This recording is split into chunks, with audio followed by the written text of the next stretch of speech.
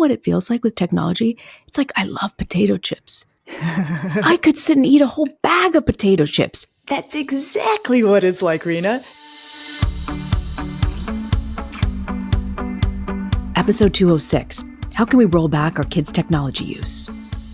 You know, I guess the question for today's podcast, can you put the genie back in the bottle with technology? Right? That's the question. I think that is the billion-dollar question, Reena. Like, once your kids have it, yeah, and once you see that you don't like how they're using it, now what do you do? I can't wait to have this conversation with you. I want to read you the letter that we got that I feel like every parent across the world deals with here. Dear Dr. Lisa, I have a love-hate relationship with technology. I get it.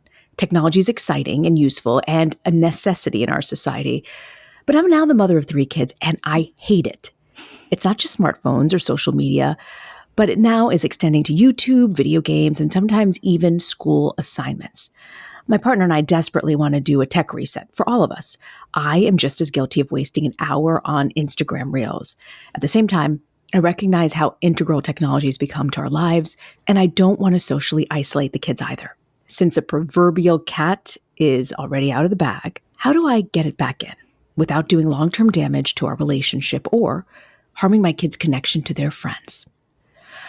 Oh my gosh. That says it all. That says everything. It all. Everything. Absolutely. You know, so we need it, but sometimes I miss the 80s of like the answering machine. I know. Call waiting. Yeah, call waiting. Landlines. I know, Reena. Okay. So I want to go big on this question. Okay. I don't want to just think like, oh, well, here's 4 new rules to try on your kids, right? Okay. Like, because there's something so essential in this letter, which is this parent is saying, it's my problem too. Yeah. And I think that's what we're saying, right? It's our kids, it's us, it feels everywhere, it feels uncontrolled. So here is how I want us to think this through together. Okay, so being a psychologist, I always come at this from the standpoint of human behavior makes sense. You know, that when we are doing things, it makes sense, even if we are doing things that are against our own interests. Like that's how I was taught to think. Mm. We are using technology in ways that we end up feeling very unhappy about. Our kids are using technology in ways that we don't think are necessarily always good for them. But we can't, I think, go at what to do about it until we figure out, like, but why? Why do we use it in these ways that are problematic? So I want to actually go, like, kind of think it through together. Why do we use technology, Reena? Like, why do you use technology? And like, go big. Like, what are the big domains that bring you to technology? Okay, because, I want to validate why I use it. Work. I need to be on my phone for work. I need to have it.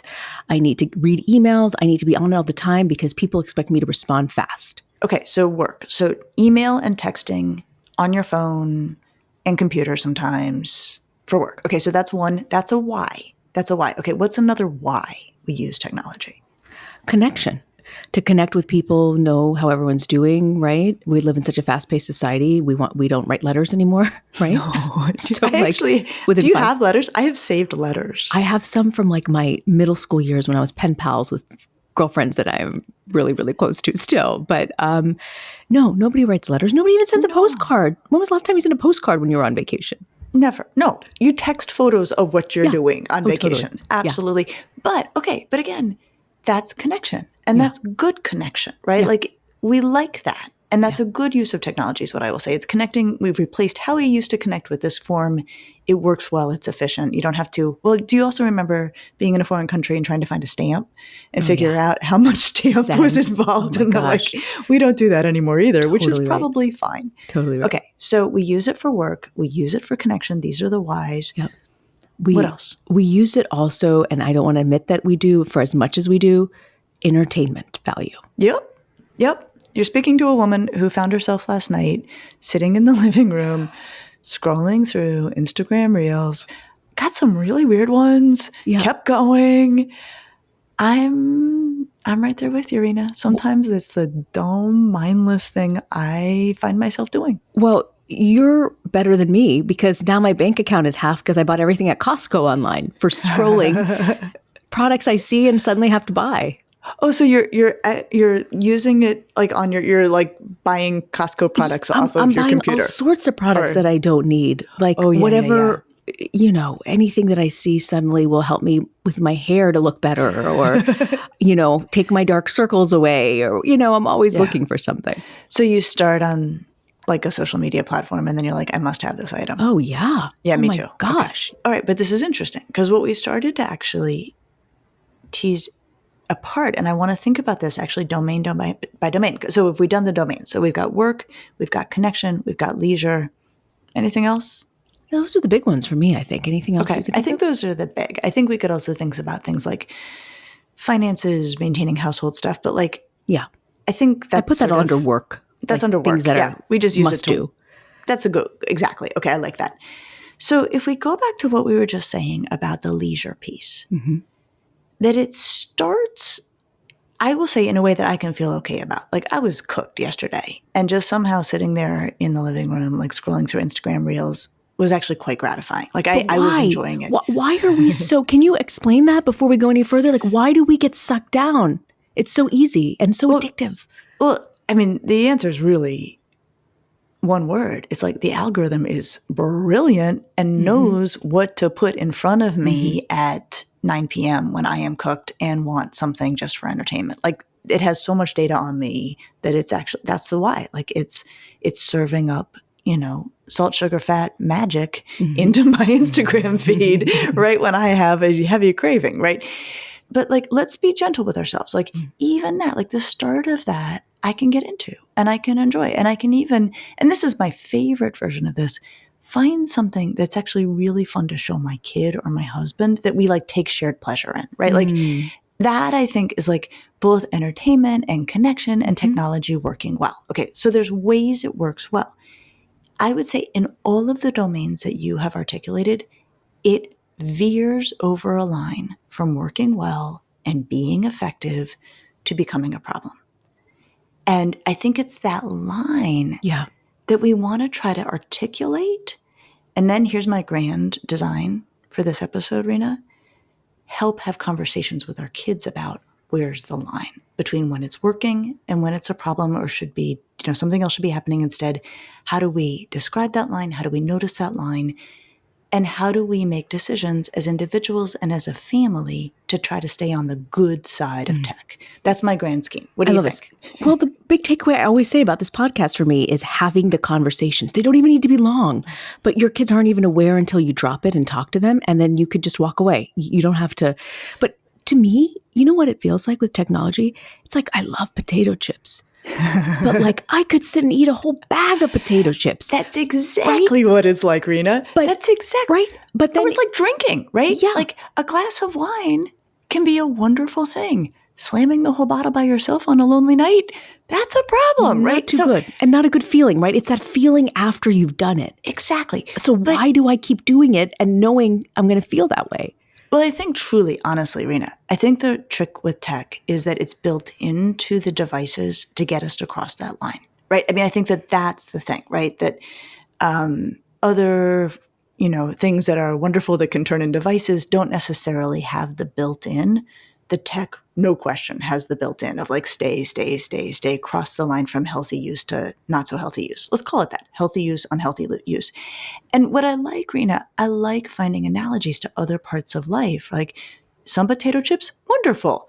3 bags later, you have regrets, right? Gosh. But we have our ways of talking and thinking about that feel familiar, comfortable, natural.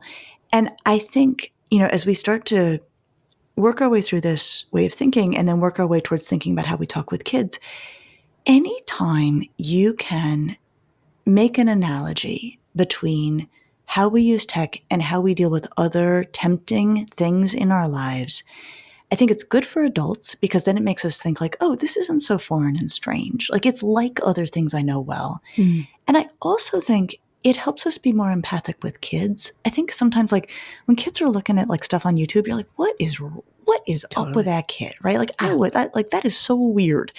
But if you're like, oh, but me and potato chips?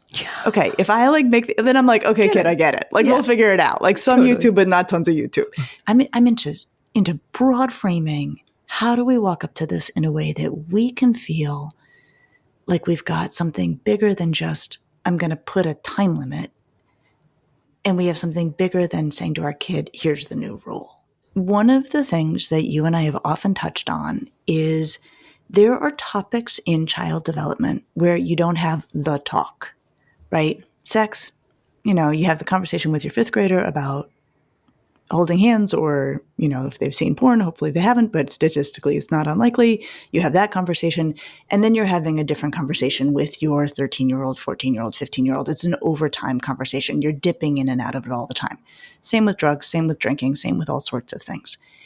It's the same with tech, right? I think this is something that is just a constant in our lives. How we interact with it, how our kids are interacting with it is shifting. How 12-year-olds use tech and how 17-year-olds use tech is going to be different. So I think the first thing we do is we start to talk about it and think about it more like those other, and I'll call them like risk factors, that we visit regularly and check in on regularly to see where we're at and to see what rules make sense. So when you're having this conversation, how do you begin, Lisa? That's what I'm trying to figure out. Yeah. Well, maybe talking about it, right? I think so. Okay, but what if you sat with your kid and did kind of what you and I just did, where you say to them, talk to me about the whys behind your tech use. When are you using it for school? Because this letter very, very fairly says, I even have some, anxieties about my kids using it for school. Okay, well, but they got to use it for school, right? When are you using it for school? When are you using it for connection? When are you using it for fun? And really hearing a kid out on that. And I think you have to be very upfront about where this is all headed, right? You can't just they'll be like, what is behind this? How fast do I have to get out of this conversation to keep my phone is what they're going to really be thinking. So I think you probably should frame it with okay, I am trying to think big about my relationship with technology. And I am starting to think in domains about when I use it, why I use it, and when it goes from being working well for me to not working well for me. I'm thinking work, connection, leisure. I think maybe you have the same domains, but here's the goal of this conversation. I want us to start thinking together. I want us to start thinking as a family about how we interact with tech in a way that we're getting almost all upside and very little downside. But to do that, we all have to sit back and actually think about what's the upside, what's the downside, domain. Okay. That's how I, your kid's probably like, oh boy. Yeah, they don't want to enter that conversation. But sometimes I find I'm surprised pleasantly that they're open to it. Well, Reena, on that point, one thing I have been doing increasingly is asking teenagers who has put screen time controls on their phones themselves for themselves. I am really impressed how often I am having teenagers. They tend to be older. They tend to be sophomore, junior, seniors in high school who have on their own accord put screen time controls. And so that's a kid who's figured it out, which is this is fun for me up to a limit. Yeah. And then I start to feel, this is 10 potato chips or a half a bag of potato chips worth of, enjoyment for me. But after this period of time, I am now into a volume of potato chips / Instagram that I'm going to feel bad about. So I stop myself. So some kids have already started to think very, very carefully in this way. Don't assume your kid is going to come to this hostile to the entire idea. So you enter the conversation. You have them look at what's working, what isn't for tech, what makes them feel good, what doesn't. And how do you enter that conversation about setting boundaries? Because I think most kids do not want restrictions on their phone, or they're Xboxing, or they're YouTubing. 100%. Okay, so really thinking this through. So first, I think you say to them, here's the conversation I want to have and why. So that big, long spiel I just did. And I think to your point, you probably have to be like, when are you open to talking about this with me, right? You can't be like, stop what you're doing. I'm about to drop some major knowledge on you about technology. That will not go well. Yeah. I think saying, this is something we want to visit as a family. This is something I want to visit with you. I want to share my thinking on how I've tried to sort this out myself. Can we have a conversation Sunday night? Maybe we do it over dinner as a family, right? But that idea of this is not like the one and done. Like we're going to just be getting into this. On the boundary question, I actually think it's probably better to do some personal work on this before taking it to your kid. Really? Yeah. Here's what I have done lately.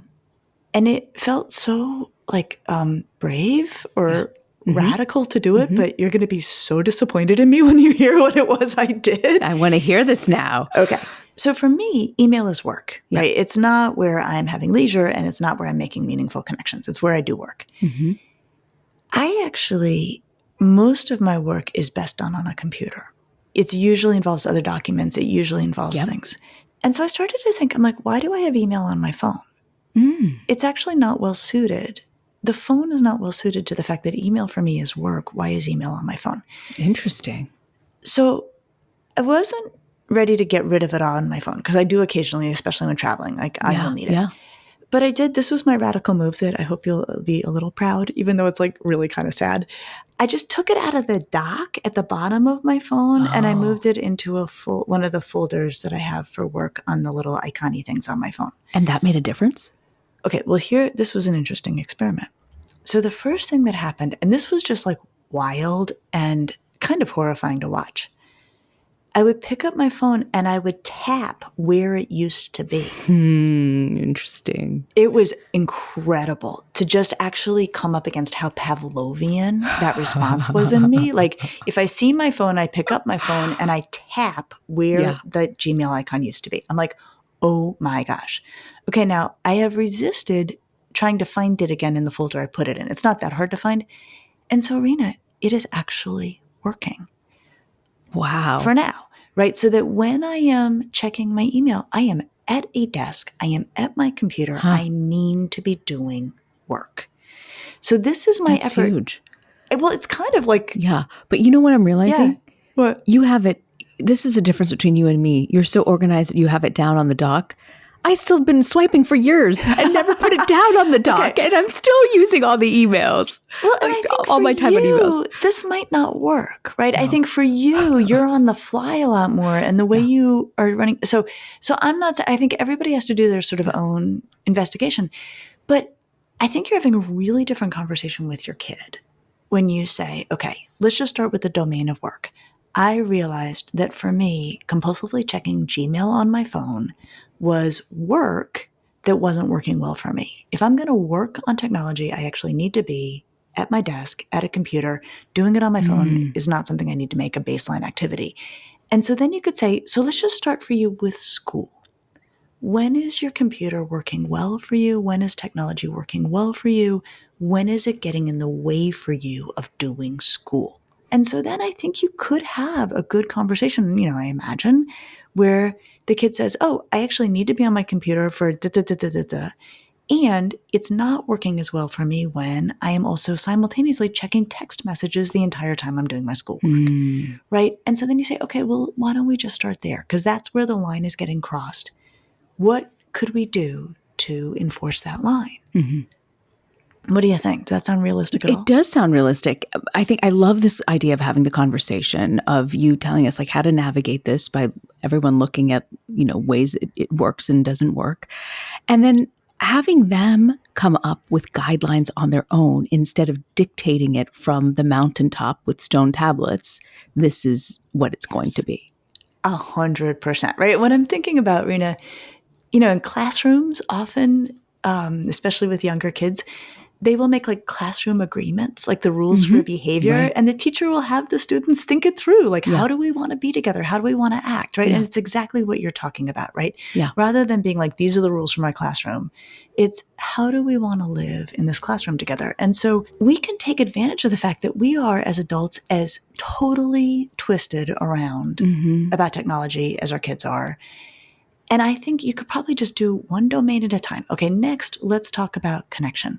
When is tech making your life better, connecting you to people in ways that are better? When is it undermining, either becoming a bad way to connect or getting in the way of a better way to connect, right? And just like legit asking your kid, when does that line get crossed and what could happen to enforce that line? So you just stay on the good side of it. I told you in our New Year's episode that I have stopped charging my phone in my room. But I lapse because I still have a charger in there. And there are some nights where I can't fall asleep and I do it. And, it's awful because it keeps you up even. We know this. There's research to prove it. But I think sometimes taking baby steps in realizing like this doesn't, and talking to them so they're aware, because I don't think they ever think about that as to, it's arbitrary rule we have now in our house. 8:00 goes in the charger. We're done for the day. Weekends were a little bit more flexible on it. But I think we did let's try it out and see how you feel. And do we stick to it every night? No, but I'm happy with 80-20. If 80% of the time we're doing this, then we're good. Well, that's right. I mean, and in terms of quality of life and how things are, like you don't have to, make dramatic shifts all the time, or it doesn't have to be an entire shift. But what you just said, Reena, about like, let's try it out and see how we feel. Yeah. I think that also applies here, which is you could, go domain by domain. Again, I would stretch this over several conversations. I would have everybody do their own work first and come to the table with like, here's what I'm trying to stay on the good side of technology in this domain. But I think that then you try something. You say like, here's what I'm going to try to do to enforce the line of it going only on the good side of work or the good side of connection or the good side of leisure. Why don't we come back next week and see how we're doing with it, right? So you're co-constructing this with your family. You're not saying this is how it's going to be and no one wants to be a part of it. Absolutely. And the coolest thing, Reena, is kids are smart. They have their own awareness of what they like and what they don't like about tech. I think there really are ways to enter into this conversation that will allow them to feel comfortable putting on the table what they don't like about tech. And it's interesting to hear you say that they even often talk about it when you're with them, like they want to share that. I know you didn't want to give us rules, but are there some parameters or something when it comes to tech hygiene, what it does to our brain, that maybe you can just make us aware of that we could use when we have these conversations? I do. I mean, I think it's like, one of those things, like there's a little of like, let's co-construct this, but then there's also a little of like, I actually am the adult in the room and we're going to have some parameters here, because your kid might be like, you know what I think we should do? We should have no rules, right? So I do, Reena, I don't think tech belongs in bedrooms. I think you've always said this. I think it's a great rule. I think it's a great rule. And it's interesting, Reena, because I often, I'll get questions from parents and they're often like, I don't see my kid at all. They're always in their room. And my first question is, well, do they have tech in their room? Because truly they have no reason to leave their room if they have tech in their room. So like there's a million reasons for this rule. But if you can get it out, if you can't do it during the day, at least at night, like that alone, Reena, talk about keeping on the healthy side of tech, right? Like that is a giant, like on the healthy side of tech rule. As soon as you're using it in the middle of the night when you're supposed to be sleeping, I don't care what you're doing. You're on the wrong side of it. Totally. I think that rule is good. I'm a big fan of uncoupling, giving kids phones and giving them browsers. You can easily set up, with the help of the person at the store, a smartphone that doesn't have a browser and can't have one added without your permission. I think sometimes we forget to take that off. I think it's a great idea to take that off. It just limits all sorts of things that kids don't need to be seeing. And it means if they're using a browser, hopefully they're using it on the home computer, which might have some nice filters to keep things like pornography, et cetera, from coming through. And I'm a big fan of uncoupling, giving kids phones and giving kids social media. Those are two different things. And I think the longer you can delay social media, the better. But it comes up in this letter. At some point, kids need to be connected to their friends. And at some point, social media is going to be where that is happening. But if you start without social media and start with texting is good. I like to call it JV social media. It lets kids start to connect. It lets you see how well they handle it. It lets you see who your kid is when it comes to tech. If your kid is like really naughty on texting, do not give that kid social media, right? I mean, I think you can go slow. So I think those are some big basics that I knew there was a JV recommend. and varsity of social media. This is new to me. Yeah, because I made it up. We love it when you make things up. It makes sense to us. So just to walk back a little bit here, having that conversation, entering it, doesn't have to be a long one, telling them how you're maybe even struggling with it and how do we rethink this, what's working for you, engaging them in how to co-construct rollback or what that the parameters might be, and then helping them understand the tech hygiene of what it's doing. I think that's right. And as you describe it, let me say something that like any kid worth their salt is going to roll their eyes, like they're going to sprain their eyeballs on this one. It may even be worth saying to your kid, we're going to start doing a weekly tech check as a family. And I'm going to name it tech check just to be annoying. And we are going to take one evening a week over dinner just to sort of think this through. We'll start maybe with a broader conversation, and then it's just going to be something that we're talking about all the time. What's working? What's not? What new parameters do we need to try to put in place? You won't get a total win here, but it's what you said, Reena. Improvement is improvement and can make a meaningful difference in quality of life for everybody. Absolutely. Improvement and awareness. I think we go through without thinking or talking. And you raised today that it's really important to have that conversation and see where they're at. I think that's right. I think that's right. And I've been doing this so long that there was a early period where the kids were deep into tech and the adults weren't. That was harder. This is easier now that we are as deep in as our kids are. So what do you have for us, Lisa, for parenting to go? I think sort of underlying all of this is a really critical rule in really caring for anybody, but especially our own kids, which is it is very hard for them to take in our opinion if they don't feel that we've really tried to understand where they're coming from. This is true on tech, right? So I'm recommending long conversations about what do you like, what do you don't like, help me understand how you're using it. I think it's also true on, the kid who wants to go to the party that you don't want them to go to. Until you really understand why they want to go to that party, they are not that interested in hearing why you don't want them to go to that party. But if you will do the work, if you will be there to understand, if you will ask a lot of questions, if you will withhold judgment, your chances of them listening to what you have to say go way up. So many gems in this podcast, so many things. The party thing I'm going to remember in a couple of years too, but what a great way to help us understand it with technology. And next week, we're going to talk about what's the best way for my teen to handle a mean friend. I'll see you next week. I'll see you next week.